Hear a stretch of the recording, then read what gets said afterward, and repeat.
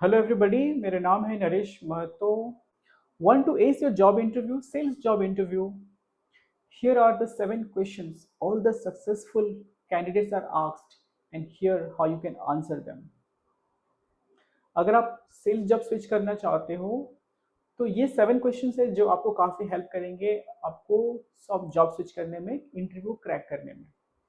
अच्छा, आगे बढ़ने से पहले मैं आपसे रिक्वेस्ट करना चाहता हूँ कि अगर आपको ये वीडियो अच्छा लगा तो प्लीज़ इसको लाइक, सब्सक्राइब और शेयर जरूर करिए, क्योंकि बहुत लोग वीडियो तो देखते हो बट आप सब्सक्राइब नहीं करते। So please do that. Okay, so let's get started. सबसे पहला क्वेश्चन जो है आपका वो है, why do you want to work in sales? अगर आप फ्रेशर्स हो तो आपसे ये जरूर पूछा जाए कि आप सेल्स में क्यों आना चाहते हो। आप नए हो, करियर की शुरुआत कर रहे हो, कोई ऐसा जॉब देख लो जहाँ पर बहुत आराम का जिंदगी है, आराम से काम हो जाता है, पैसे तनख्वाह हर महीने में आ जाते हैं। इस तरह के आपको डाइवर्ट करने की कोशिश की जाएंगे। ठीक है, तो आपको आंसर कैसे करना है? अगर आप फ्रेशर्स हो तो आपको आंसर ये करना है कि आपको इसका स्ट्रेटजी है, इसको आंसर करने का आपके गोल को इस जॉब के साथ अटैच करना है, ताकि वो फील हो कि हाँ, इस बंदे को कुछ अचीव करना है लाइफ में, इसलिए जॉब करना चाहता है।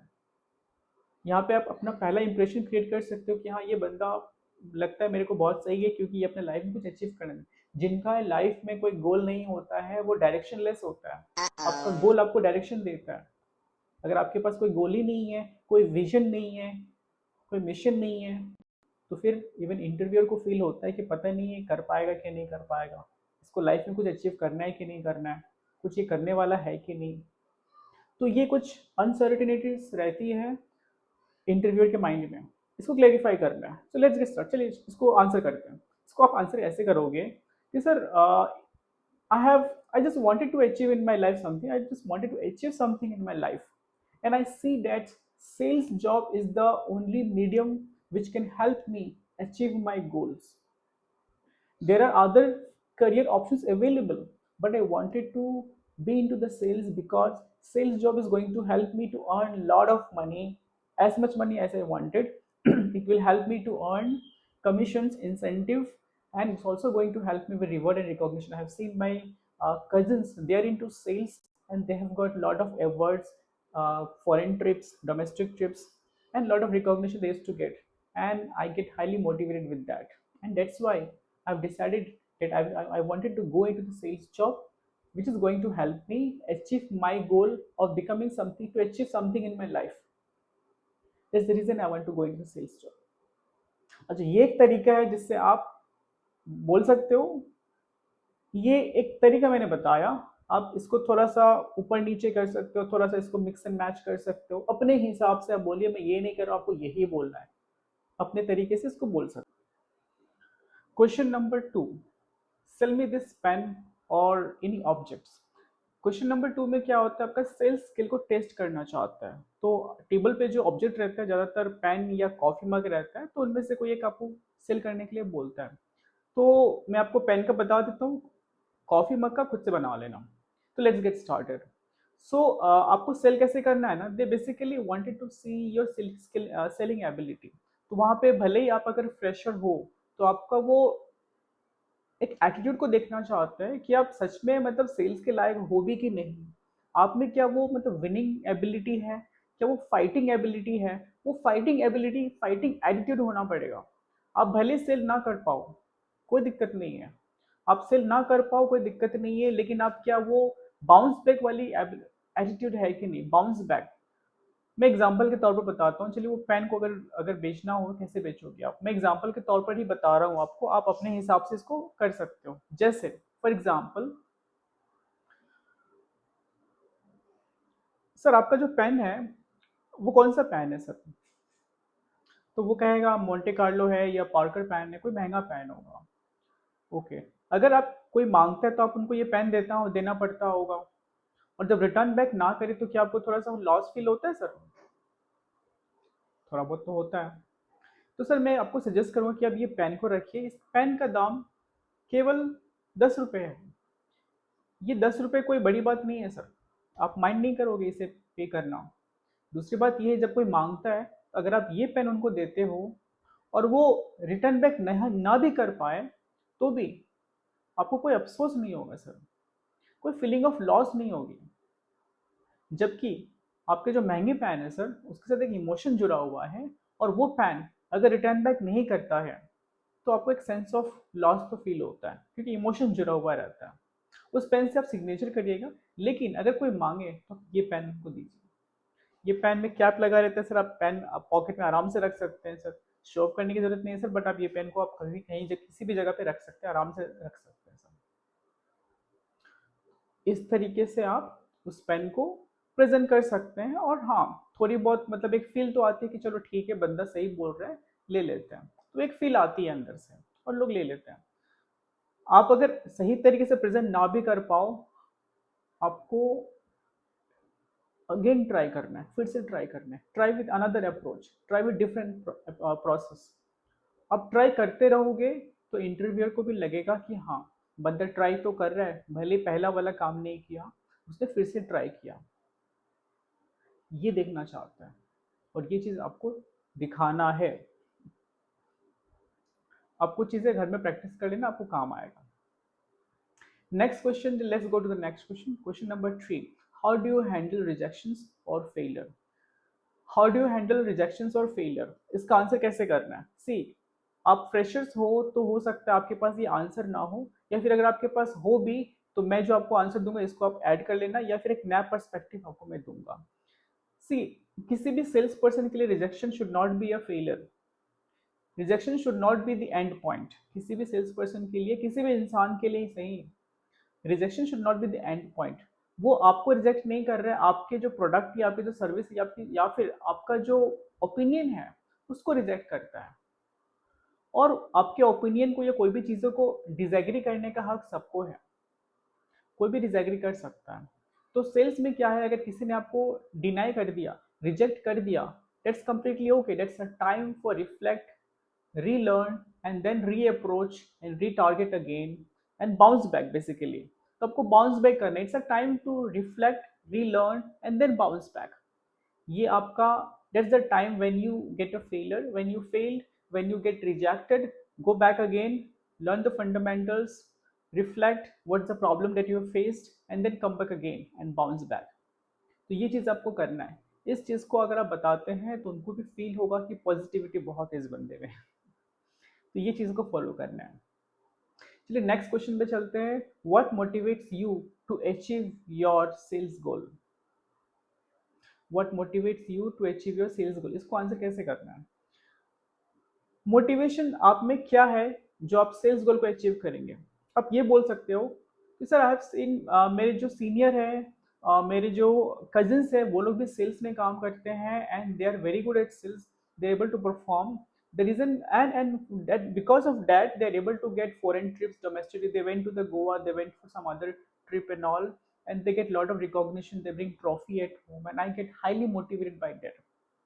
Moreover moreover even I wanted to achieve something in my life, so that's why the only way to achieve my goal in my life is to complete my target, overreach, and get reward and recognitions from the organizations। ये एक तरीके से बता सकते हो, बहुत अच्छा तरीका है बोलने का। आप इसको थोड़ा सा और इसी तरीके से कोई दूसरा चीज आप दूसरे एग्जाम्पल भी आप बोल सकते हो, ये कंप्लीटली आपके ऊपर में है। अच्छा, नेक्स्ट क्वेश्चन पे चलते हैं। How do you research potential prospect और लीड्स बिफोर अ कॉल? से रिसर्च आपका not only about the leads का रिसर्च डेफिनेटली करिए, जहां से आप जनरेट कर रहे हैं डेफिनेटली इधर आप फील्ड विजिट करके कर रहे हैं, या फिर आप लिंक्डइन से जनरेट कर रहे हैं, या फिर गूगल से कर, जैसे भी कर रहे हैं, चलिए आपके ऊपर में है।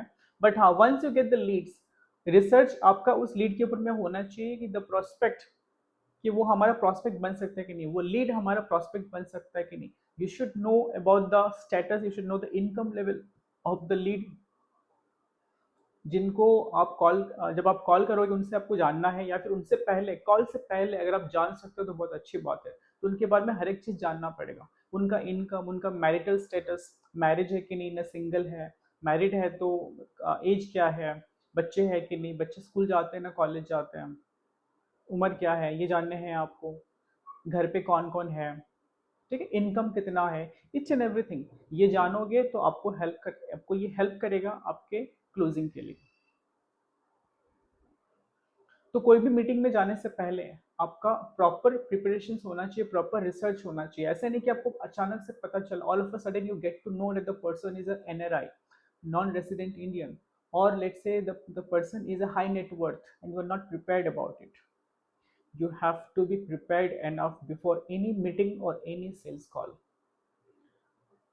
इतना तो आप कर लेना, इतना अगर आप मिस कर दोगे तो फिर आपका सेल लॉस हो जाएगा, you will miss the sale as well. इतनी बड़ी गलती मत करना। तो ये चीजें आपको बताना है, ठीक है। Describe, next question is describe your sales process from lead generation to closing. अब मैं आपको ये प्रोसेस बता देता हूँ, आप अगर फ्रेशर्स हो तो आपको हेल्प करेगा, और आप अगर ऑलरेडी वर्किंग हो तो कैसे बोलना है। लीड जनरेशन से लेकर क्लोजिंग तक आपका क्या प्रोसेस होना चाहिए। जब लीड जनरेशन, लीड जब आया आपके पास में, वहां से आपको शुरू करके क्लोजिंग तक क्या क्या प्रोसेस होते हैं। तो पहला तो हो गया लीड जनरेशन, उसके बाद में डायरेक्टली आप कॉल करते हो पहले अप्रोच में, और उससे पहले रिसर्च करते हो, research, then first the rapport building, research करने के बाद में then directly go to the rapport building, you call the customer and then do rapport building. Rapport building first आपका रैपो बिल्डिंग में आ जाएगा।